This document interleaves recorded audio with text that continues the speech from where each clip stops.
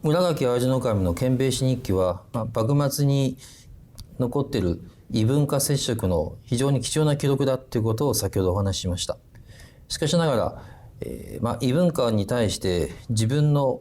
尺度で解釈しようということで、至る所に偏見があるということも紹介できたと思います。その一方で、異文化の理解に努めようとした先達をこれから紹介したいと思います。で、そういう人がいたということです。で、それはよく知られているこの福沢諭吉です。福沢諭吉は自身、一心にして二章を振るという言葉を用いていますが、この言葉が何よりも当てはまるのが福沢諭吉だったと思われます。一心にして二章を振るというのは、体は一つだけども、二つの生涯、二回の生涯を送るということにあたります。具体的に言うと、徳川、江戸といった古い時代と明治の新時代、その2つを体験したということです。で、福沢は1835年に生まれ、1901年、つまり20世紀最初の年に亡くなるのですけども、明治維新は1868年ですよね。だから福沢の人生のちょうど真ん中に位置するのが1868年なんです。彼の生涯の前半は江戸、後半は明治というように、この二章を振るとありますが、はっきりこれが分かれているという人生でした。福沢は大分中津さんの下級武士の出身です。で、身分制度は親の敵だという言葉がよく知られていますが、しかし工学士に富む福沢はまず長崎に出て、それから大阪に行って蘭学を学びます。蘭学、すなわちオランダ語を通して西洋の学問に触れるのです。後、江戸に出ます。江戸に出て、その頃、日本は開国をするので、横浜に行くと外国人に会える。というので、早速福沢は出かけます。20代後半の頃です。ところが行ってみると、様々な看板が出ていますが、その外国が全く読めない。自分は長らくオランダ語を勉強したにもかかわらず、話している言葉も、書いてある言葉も全然読めない。痛く落胆します。で、そこにいる中国人に聞いてみると、あれはオランダ語ではなくて英語だと言うんです。で、普通ならば、オランダ語を学んでいたのに、全くわからないっていうので、気落ちして終わりなのですけども、福沢が偉いなと思われるのは、ここで心機一転、今度は英語を学んでやれと。ということで、英語の学習に励むんです。幕府の役人の中に森山という人がいて、英語ができるというので、彼のもとに教えを請いに行きますが、英語ができる役人というのは幕末において非常に忙しいに決まってます。なかなか会えない。今日いうところのアポイントメントが取れないということなんですね。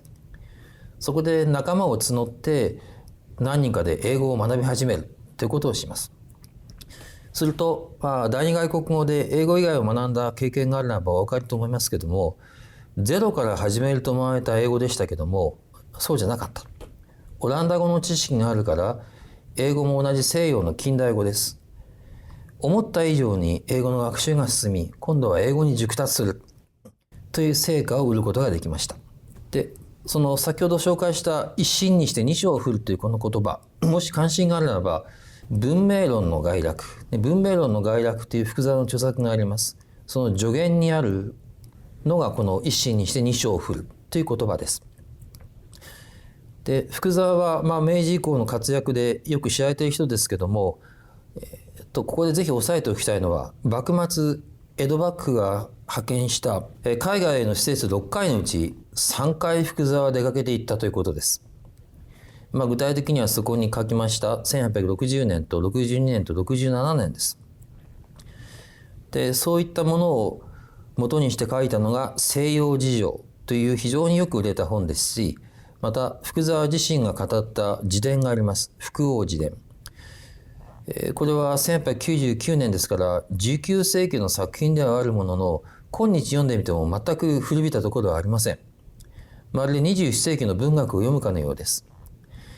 で、福沢のとてもお茶目な面、あるいは工学士に富む面などが随所に見て取ることができますから、これはぜひ読んでみるといいおすすめの本です。福沢は3回海外で出向いたということを紹介しましたけど、その1回目は先ほど村垣淡路守のアメリカ行きの話をしました。それに同行してのカンリー丸に乗っていったんです。カンリー丸というと勝海舟ということで思い出すかもしれませんが、カンリー丸は江戸幕府がオランダだったと思いますけど購入した船でした。その船を日本人が操縦してアメリカに行ってみるという試みがこのカンリー丸の米国号でした。船長に予定されている木村摂津守、彼も旗本でしたけど、この木村摂津守のところにわざわざ福沢が出向いて一緒に連れて行ってくれと頼みます。命を落とすかもしれないこの海外行きに行きたいという変なやつがいると思われたようですけども、同行を許可されます。船酔いなどに苦しみながらもなんとかアメリカにたどり着く。でこちらは外交団ではありませんからサンフランシスコに行き、そしてそのまままた戻ってくるという経路で福沢はアメリカに行って帰ってきますが、さまざまなことに驚いたり疑問を抱いたりしました。例えば日本では到底買えないような高い高級な絨毯がたくさん敷き詰めてあります。しかもその上を土足で歩き回っている。びっくり仰天です。また当時は男尊女卑の江戸のようですが、アメリカは全く逆だと。まるで女性の方が主人のようだという場を至るところに見つけてびっくり仰天します。こういうのも日本のことを踏まえての驚きだってことが上がると思います。また福沢がぜひ聞いてみたいと思うことがありました。それは初代大統領のジョージ・ワシントン。ワシントンの子孫は今どうしてんだろうと。ということで何人かの人に聞いていますけども、はがばかしい答えは得られない。非常に不思議だと思ったんですね。それは先ほども言いましたが、江戸幕府の将軍は家康に始まって代々続いています。その連想で考えたので、ワシントンの子孫はさぞかし偉い人で今でも皆に尊敬されているだろうと考えたからです。先ほど見た村垣淡路守が大統領は4年に1回の国中の入札で決まるということを考え合わせてみると、この福沢の気持ちもわかるかなと思います。ところが福沢にはそういう驚きや疑問と同時に自らを誇らしく思うという体験もありました。それはアメリカの人たちが自分たちに必死に教えてくれる科学の知識でした。でそういった科学の知識については蘭学者の福沢は文献を通して知っていたんですね。ところがアメリカ人は極東の国からやってきた日本人に分かるはずがないと思って一生懸命解き聞かせてくれるのですけども、福沢にとってはそれはすでに知っている知識、そこに認識のギャップがあったということを見て取ることが出てきます。ちょっとここでアメリカ側に目を移してみたいと思います。日本人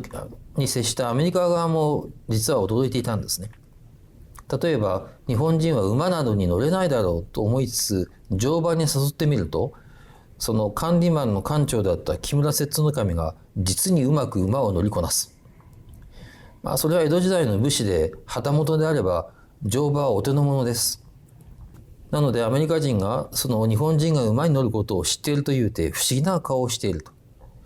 こんなふうに福沢は書き記しました。またさっき科学の知識についてはすでにしてたということを言いましたが、具体的に言うと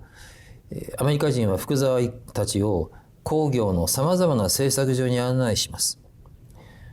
でそこで行われているメッキ法などは日本人なんか知らないだろうということで、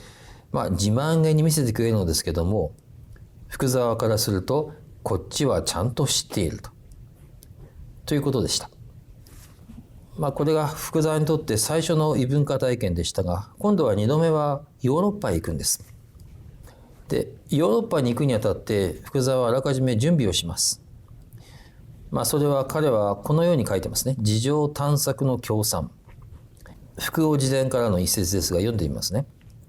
およそここは諸弱上と読むのがいいですよね。およそ諸弱上で調べられることは、日本にいても現象を読んで分からぬところは地引きを引いて調べさえすれば分からぬことはないが、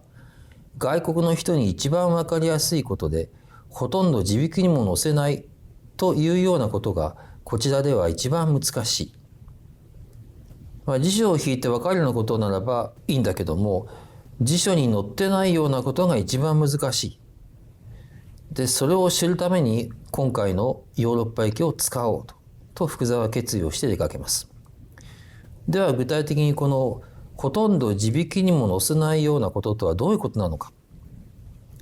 例えば病院です。ここに病院というものがあるけども、入費の金は誰が出しているのか。入費というのは入院の費用ではなくて、経営のためのお金ということです。どういうお金で病院を経営しているのか。